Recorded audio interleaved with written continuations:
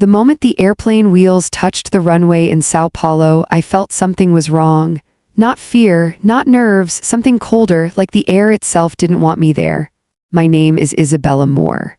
I was flying from New York to Brazil for a business meeting that could change my career forever. I wasn't a tourist. I wasn't careless. I wasn't hiding anything. My documents were perfect. My company had sent me.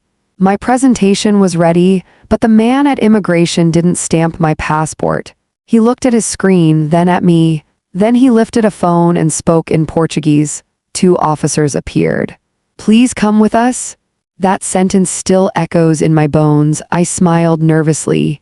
"Is there a problem?" No answer. They took my passport. They didn't explain. They didn't ask. They walked me through a side corridor where no travelers went. A white hallway, no windows, no signs, just doors. I said, "Excuse me, what's happening?" One of them replied in broken English, "Wait."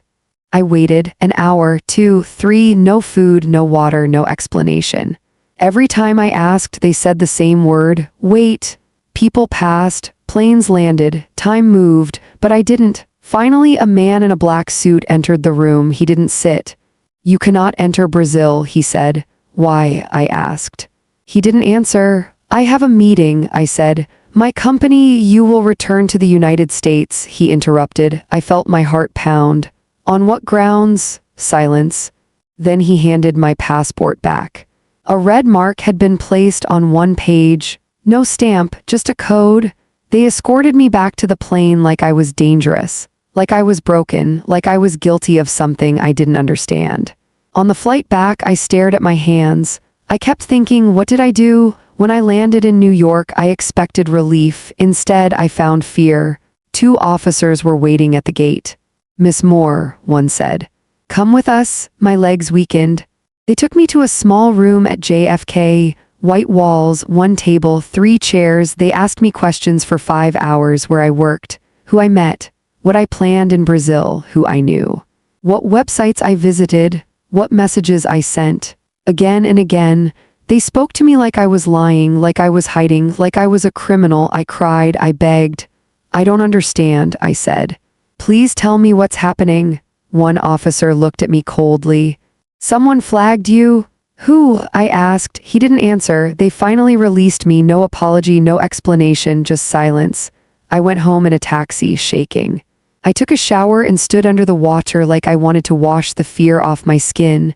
That's when my phone rang. Unknown number. I answered. A man laughed, not loud, not kind, slow, mocking. "Did you enjoy your trip, Isabella?" My blood froze. "Who is this?" I whispered. The man chuckled. Tara, poor little global executive. Airports are scary, aren't they?" My throat tightened. "How do you know what happened?" Another laugh. "You always were dramatic," he said. "Still playing innocent?" I hung up. My hands trembled. The phone rang again. Same number. I didn't answer. A text arrived. "You should have stayed quiet." I didn't sleep that night. The next days felt unreal.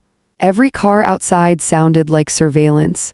Every unknown call felt like a threat. I replayed every memory, every email, every mistake. And then I remembered him, my ex-boss, the man who used to stand too close, who touched my shoulder too long, who once whispered, "You owe me your career." The man I reported. The man I escaped. His name was Victor Hale. I quit that job because of him. I rebuilt my life from scratch. I thought he was gone. I was wrong. 3 days later, I received a file from an anonymous email. Inside, screenshots, messages, a fabricated trail. It looked like I was involved in illegal data transfers. It wasn't real, but it looked real. And at the bottom of the email, "You left without paying the price." Then I understood. This wasn't about Brazil. This was revenge, and Victor wasn't alone. A photo arrived next. Victor standing beside a woman I recognized, Lena. My boyfriend's ex-girlfriend, the woman who still hated me, the woman who once told me, "You stole the life that was meant for me." They were smiling. Partners, conspirators. That night I sat on my bed in silence. They had my name, my records, my future. They could destroy me without touching me, but they forgot one thing. I didn't survive harassment. I didn't rebuild my life. I didn't face an international investigation just to become a victim again. If you're listening to this at the beach right now, waves in your ears and fear in your heart, hit subscribe. Because this is not the story of a woman being hunted. This is the story of a woman who will hunt back. And Victor Hale has no idea what's coming. I didn't go back to work the next day. I couldn't. Every screen felt like an accusation. Every email notification sounded like a siren. Every knock in the hallway made my heart jump. The world I had built clean, professional, respected now felt like a glass house under stones. And Victor was the one throwing them. I started with silence. I didn't reply to the email. I didn't answer unknown calls. I didn't post. I didn't explain because panic is what predators feed on. Instead, I opened a notebook. On the first page, I wrote one sentence: "If they turn the world against me, I will turn the truth against them." I remembered every detail about Victor Hale. His habits, his tone, his ego, his hunger. He didn't just want me gone. He wanted me to feel small. That meant he would watch, so I let him. I returned to work after 2 days, calm, dressed sharply, head high. I smiled at colleagues. I attended meetings. I pretended nothing was wrong. Inside, I was building a war map. I contacted a digital forensics expert named Marcus Cole, a man who once helped expose a corporate fraud case I'd worked on. I didn't tell him everything. I just said, "Someone is framing me using digital trails. I need to know how." Marcus replied within an hour, "Framing is always sloppy. People forget that lies leave fingerprints."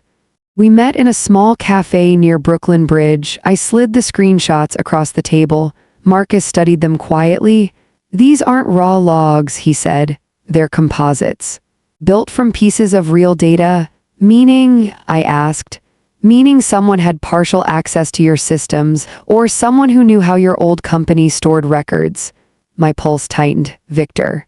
Marcus continued, "The metadata timing is artificial. Someone layered activity across time zones to make it look international." "Brazil," I whispered. He nodded. "And whoever sent this to authorities wanted you flagged before you landed." I stared out the window. "So they used the system to become the system." Marcus looked at me. "Who hates you enough to risk prison?" I answered without hesitation.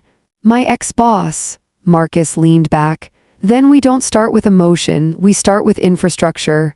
That night I received another call, unknown number. I answered. Victor's voice slid through the line like smoke. "Still breathing?" he asked. I stayed silent. He chuckled. "You always hated when I teased you. You preferred control." I swallowed. "What do you want?" "I already told you," he said. "You left without paying the price." "For reporting you?" I asked. "For humiliating me," he corrected. I closed my eyes. "You harassed me." "You ruined me," he replied. "Do you know what it's like to lose power? To watch people whisper behind your back?" "You did that to yourself," I said. Victor laughed. "You really believe that?" There was movement on his end, glass clinking. "You know what I enjoyed most?" he continued. "Watching you explain yourself to men who don't care, watching your confidence break." "You framed me," I said. "No," he replied. "I edited your story." My hands tightened. "You used Lena." "She volunteered," he said lightly. "Bitterness is easy to recruit." I breathed slowly. "You won't win." "Oh, Isabella," Victor said. "I already have. You can't even leave your country now." The call ended. Marcus looked at me from across the table. "He's watching," he said. "Good," I replied. "Then he'll see me coming." We began with digital shadows. Marcus built a mirror of the fabricated trail, every fake transaction, every manipulated timestamp, every altered access log. "They can fake activity," he explained, "but they can't fake creation origin." Meaning, someone had built the lie, and builders leave patterns. I returned to my old company's archived systems legally. I had access from a previous audit project. Victor believed I had walked away powerless. He forgot something. I helped design their compliance framework. I knew where ghosts hid. 3 nights later, Marcus called me at 2 a.m. "They used an internal developer sandbox," he said. "Not production. The leak point came from a test environment." "That environment is private," I whispered. "Exactly," Marcus replied. Only 5 people had admin access. Victor is one. I smiled for the first time in weeks. But I needed more, proof that would survive court. I needed motive. That came from Lena. I sent her a message, just one sentence. He's using you. Just like he used me, she replied within minutes. You think you're special? We met in a quiet park. She looked different, sharper, tired, angry. I didn't steal your life, I said. You replaced me, she snapped. You became what I was supposed to be. You left him, I said gently. Her eyes flickered. Victor told me everything, she said. How you destroyed him. I leaned closer. Did he tell you about the other women? She froze. He didn't harass just me, I continued. He had a pattern and he used you because you were wounded. She stared at the ground. He promised me control, she whispered. He said we'd ruin you together. And then, I asked. She swallowed. Then he said if I ever betrayed him, I'd be next. That was the crack, fear, the same weapon he used on me. I slid my phone across the bench. On it, a list of names, women, former employees. I said, you weren't his partner. You were his shield. Tears formed in her eyes. He's dangerous, she whispered. So is silence, I replied. That night Lena sent me a file. Emails, voice notes, screens, Victor instructing her, Victor boasting, Victor laughing. Marcus verified them. They're real, he said, and they're explosive. I didn't go to the police, not yet, because justice is slow, revenge is precise. Victor wanted me isolated, so I became invisible. I closed social accounts. I declined meetings, I vanished. And while he celebrated, I built a storm. If you're listening to this at the beach, sun on your skin, phone in your hand, subscribe, because in part 3, Victor will make his final move. Lena will be forced to choose, and I will step into the role he never expected, the woman who ends him. Victor didn't wait. Men like him never do. They strike when they believe the prey is already bleeding. 2 mornings later, my company's legal department called. Their voices were polite, too polite. Isabella, there are concerns about your recent travel activity. I closed my eyes. Here it comes. We've received an inquiry from federal authorities. Until it's resolved, your access is suspended. Suspended, not fired, not accused. Just frozen, the perfect psychological cage. I thanked them calmly, hung up. Then I sat on the floor and laughed, not because it was funny, because Victor had just shown his hand. He wanted me unemployed, dependent, quiet. He wanted me small again, so I sent him a message from a new number, just 6 words. You taught me how to fight. He replied instantly. I taught you how to obey. I typed slowly. You taught me your weakness. No reply. That silence felt like victory, but I knew better. Victor didn't lose control. He escalated. That afternoon, a news blog published a short piece, corporate analyst under federal review after international travel irregularities. No name. But the timing was perfect. Colleagues texted carefully. Friends asked gently. Doubt crept. That's how reputations die, not with explosions, with whispers. Marcus warned me. He's building public suspicion. If he pushes it far enough, you won't even need a trial. You'll be untouchable. I nodded. Then we end this before he finishes. We traced Victor's digital footprint. He was careful, but arrogance leaves gaps. He believed no one would dare hunt him, so we hunted quietly. Marcus discovered that Victor was routing his operations through a shell consultancy called Virx Solutions. On paper, it was nothing. In reality, it was a laundering funnel. He stored data, payments, manipulation tools. We couldn't breach it illegally. We didn't need to. Victor loved showing off. He had recently hired a junior cybersecurity consultant, a boy fresh from college. I reached out using a fake recruiter profile. One message. Your name came up for a government-backed project. Interested? He replied within 10 minutes. Ego always answers. Within a week, Marcus had access to Victor's backend. Not through hacking, through permission. Inside Virx's system, we found everything. Brazil flag request, immigration API contact, data layering scripts, Lena's uploads, Victor's notes. One folder was labeled Isabella project. Inside it was a file. Objective, break her confidence. Remove her mobility, destroy credibility, force dependence. I stared at the words. That was my life reduced to a bullet list. Marcus whispered, "This is criminal intent." I nodded, "But we need timing." Because Victor still had one move left, and he played it that night. Another call, unknown number, I answered. Victor's voice was softer now. "Why are you still standing?" he asked. I smiled. "Because you built me," he exhaled. "I gave you everything."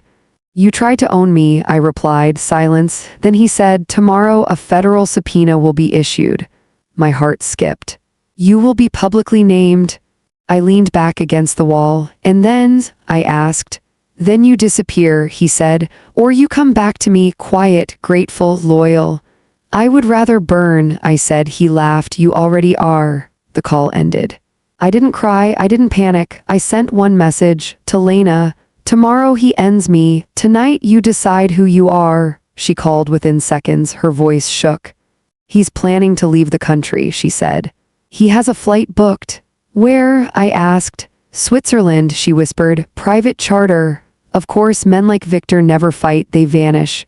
"Will you help me?" I asked. A long pause, then she said yes. That word weighed more than any revenge. We prepared everything. Marcus packaged the data. Lena gathered her recordings, emails, threats, voicemails. I drafted a statement, not emotional, not dramatic, just truth.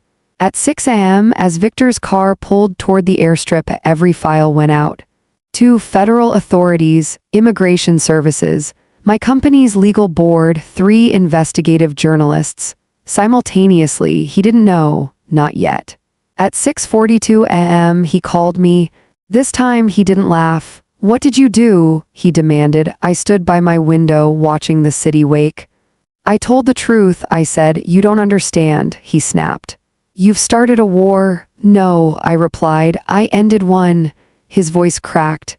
"You think you've won?" I closed my eyes. "No, Victor, I think you've been seen." The line went dead. 20 minutes later, Lena sent me a message. "They stopped his plane." I sat down, not from weakness, from relief, because predators only survive in shadows, and Victor Hale had just stepped into the light. If you're listening to this right now, sun in your eyes, waves in your ears, subscribe. Because in part 4, Victor will fight back. The world will learn his name, and I will discover the final secret he hid, the one that explains why he chose me. The news broke quietly at first, not headlines, not sirens, just movement. Victor's charter plane was grounded in a private hangar outside New Jersey. Federal agents boarded, passengers were escorted off, laptops seized. Phones bagged. Victor Hale, once untouchable, was suddenly visible. But men like Victor don't fall silently. They scream on the way down. By noon, my phone exploded. Unknown numbers, private emails, hidden accounts. One message stood out. "You think you're clean? Ask your boyfriend." My stomach tightened. Ethan, the man who had stood beside me during the Brazil nightmare, the man who held me when I cried, the man whose ex, Lena, had helped Victor destroy me. I called Ethan. He didn't answer. I texted. No reply. I drove to his apartment. His door was open. Inside, the place looked searched, not broken, just emptied. His laptop was gone, his files, even a framed photo of us on the shelf had vanished. I sat on his couch, heart racing. Victor's words echoed, "Ask your boyfriend." Marcus arrived minutes later. "Isabella," he said carefully. Victor transferred encrypted data to a personal drive through Ethan's network. My chest burned. "What are you saying?" "He didn't frame you alone," Marcus replied. "He had access through someone close." I whispered, "Ethan?" Marcus hesitated. "He works in international logistics. He has customs-level clearance." Victor needed a bridge. I stood. "No, he wouldn't." But my voice wasn't convinced. That evening, Ethan finally called. "I didn't betray you," he said before I could speak. My hands shook. "Then explain." His voice was heavy. "Victor approached me months ago. He said you were hiding illegal work. He said he was protecting me." I closed my eyes. "You believed him?" "I believed that something was wrong," Ethan said. "You were always distant. Secretive. I was surviving," I whispered. "He asked me to give him access to your travel data," Ethan continued. I said no. He kept pushing. He said Lena was in danger, that she'd disappear if I didn't cooperate. I remembered Lena's fear. The chain tightened. I gave him one file, Ethan admitted. Just one. He built everything else. Silence fell between us. You let him weaponize me, I said. I tried to stop him, Ethan replied. When I realized what he'd done, I went to him. I threatened to expose him. And, I asked. He said you were already flagged, that if I spoke, you'd go to prison. My voice broke. So you chose silence? I chose you, he whispered. I stayed to protect you. Tears slid down my face. Protection built on betrayal. That's how Victor worked. He didn't just destroy you, he poisoned the people around you. Where are you now? I asked. Leaving, Ethan said. I can't stay. Victor still has enemies. You don't get to run, I replied. I do if I want to live, he said. I ended the call. Marcus looked at me. He was part of the chain, he said gently, even if he didn't know the ending. That night, a major outlet published. Former tech exec Victor Hale investigated for coercion, digital fraud, and interference in immigration. SYSDMS. My name appeared. Not as suspect, as victim. The story reversed. Whispers became questions. Questions became doubt. Doubt became fury. Victor was released on bond, and that's when he sent his final message. A video. His face, unsmiling. You didn't end me, Isabella, he said. You only made me visible, and visible men still have teeth. He leaned closer. I chose you because you reminded me of myself, ambitious, controlled, alone. He smiled thinly. You could have been powerful with me. The screen went black. Minutes later, Lena called. He's planning something, she said. He's not done. Neither was I, because now I understood something Victor never did. Power isn't control. Power is clarity, and I finally saw him, not as a monster, not as a god, but as a frightened man who built cages because he couldn't survive in open air. He taught me fear. I taught myself truth. If you're listening, waves crashing, heart racing, subscribe, because in part 5, Victor will strike from the shadows. Ethan will return with a secret, and I will make a choice that ends this story or ends me. Victor didn't disappear, he adapted. Men like him don't run forever. They retreat, rebuild, and return with sharper claws.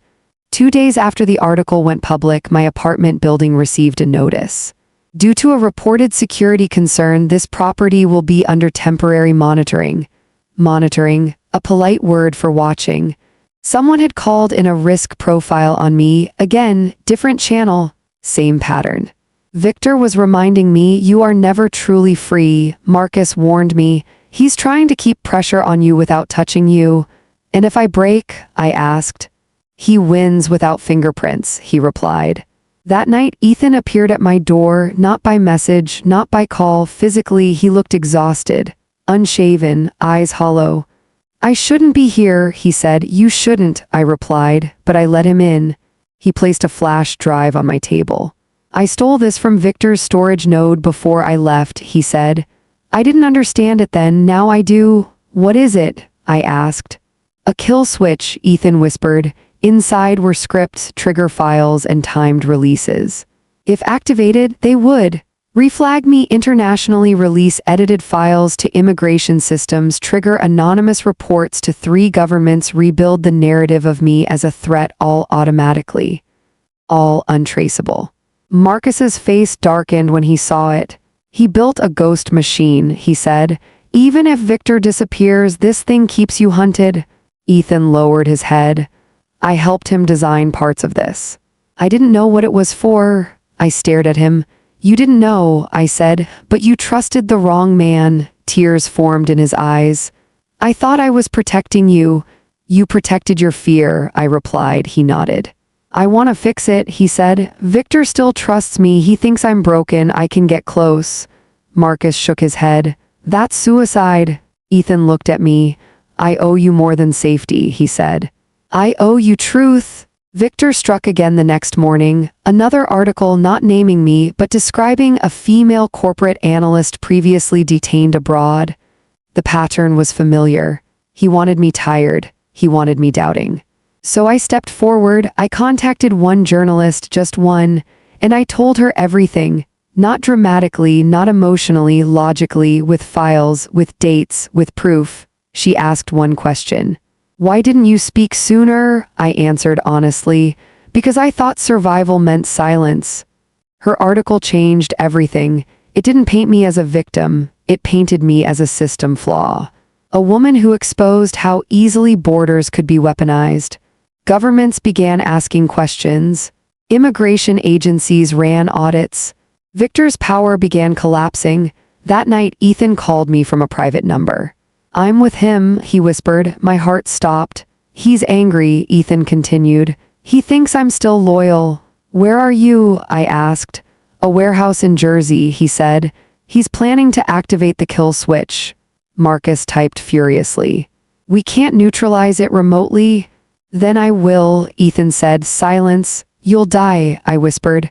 Then at least I'll die clean, he replied. Victor's voice echoed in the background.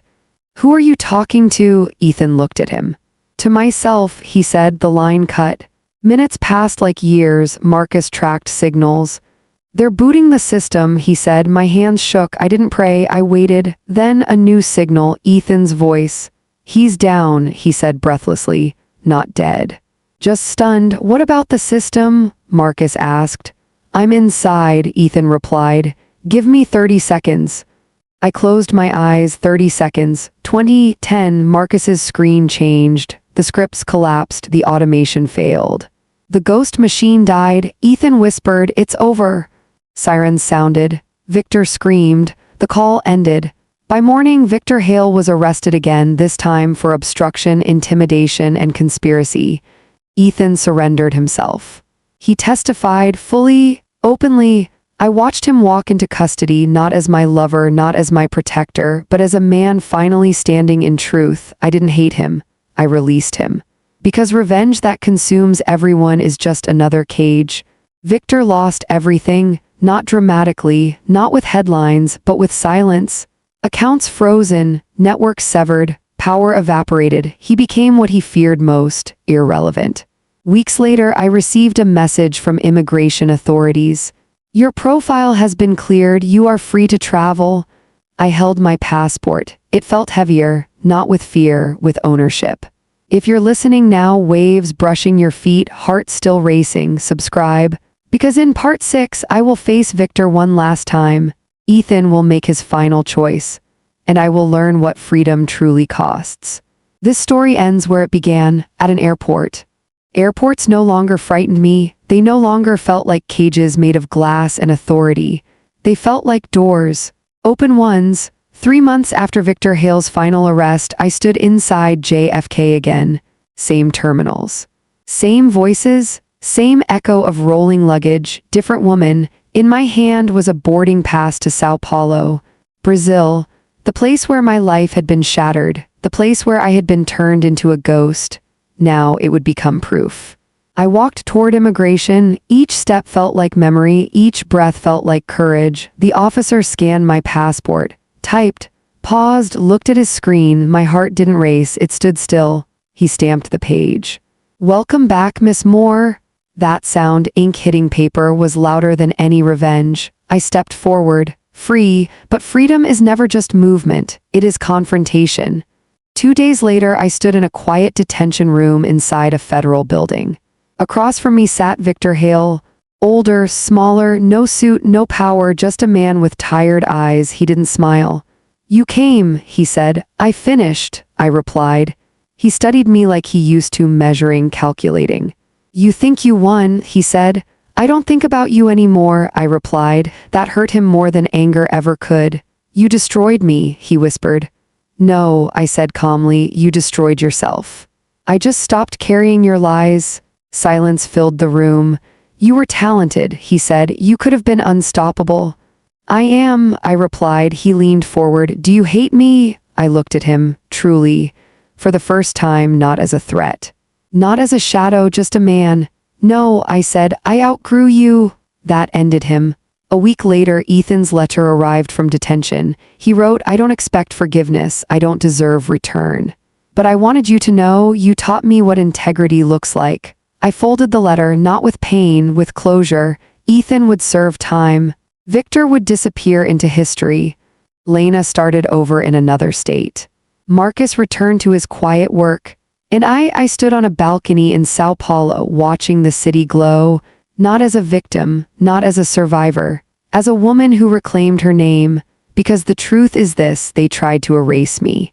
They tried to break me, they tried to make me small, but power does not belong to those who dominate. It belongs to those who endure. If you listen to this story at the beach, if waves touched your feet while fear touched your heart, remember this. You are not defined by who tried to control you. You are defined by the moment you stop letting them.